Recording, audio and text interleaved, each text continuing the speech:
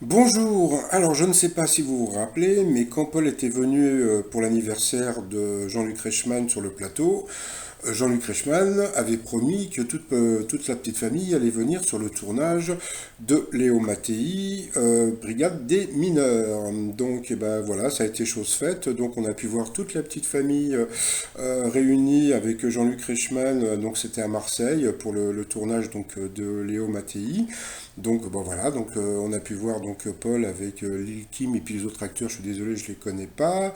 Et puis bon, on a pu voir Paul très attentif aujourd'hui au jeu de Lil Kim dans Léo Mattei. Donc bah, c'est bien de faire de l'auto-promo, sauf que bon bah comment dire la série ne sortira qu'en 2020, donc bon bah voilà. Par contre, j'arrive pas à comprendre pourquoi Jean-Luc Reichmann ne parle pas de ce film qui a l'air super, qui s'appelle Hors Norme, pardon. Donc c'est un film des frères Nakache qui avait fait justement le film avec Omar Sy, je sais plus le titre, donc c'est pas important. Et c'est bon voilà comme je vous dis, donc c'est un film qui se passe dans l'univers autistique. Donc franchement je vais aller le voir et bah, je vous conseille aussi d'aller le voir parce que franchement ça a l'air d'être un film bien et je conseille à Jean-Luc Reichmann d'en parler puisque comme c'est un film qui est aussi coproduit par TF1 donc voilà quoi, donc ça serait un truc, comment dire, corporate un petit peu, voilà. Sinon, alors quoi de neuf aujourd'hui dans les 12 coups de midi? Bien, on a pu voir que bah, l'émission avait encore cartonné hier, avec un pic à 5 millions en fin d'émission.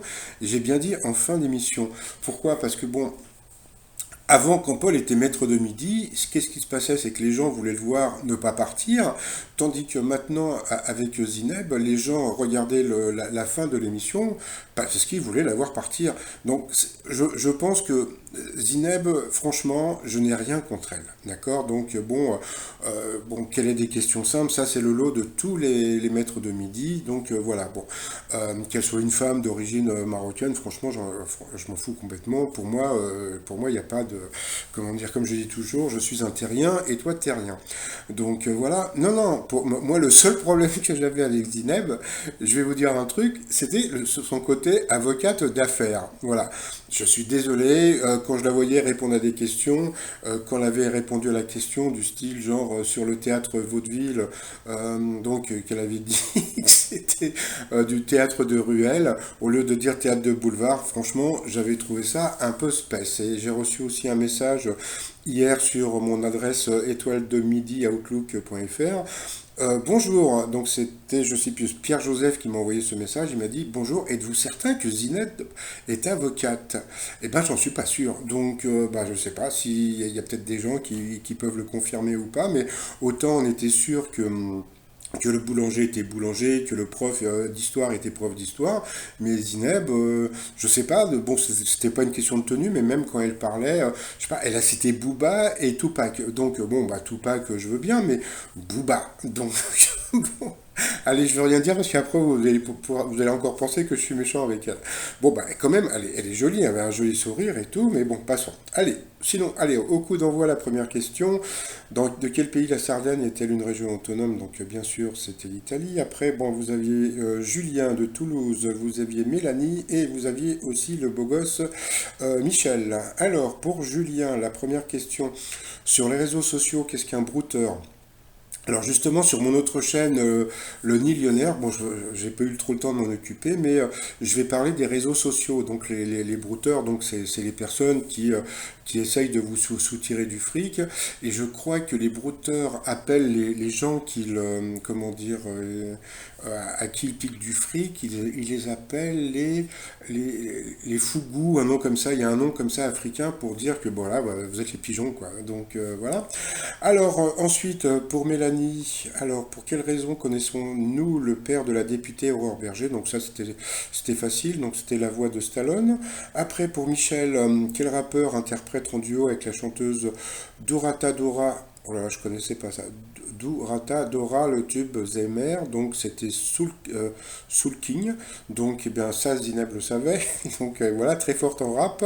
À la rentrée, quel Cédric a annoncé son intention de se présenter à la mairie de Paris, donc elle ne savait pas que c'était Cédric Villani, c'est pas grave. Après, pourquoi la chenille du papillon est-elle appelée ainsi? Parce qu'elle ressemble à une chienne, donc voilà. Après, de quelle loi Thomas Lawrence, alias Lawrence d'Arabie, est-il à l'origine? Eh bien, c'était le port du casque de moto, puisqu'il est mort, comment dire, parce qu'il n'avait pas son casque, un peu comme Coluche. Donc voilà.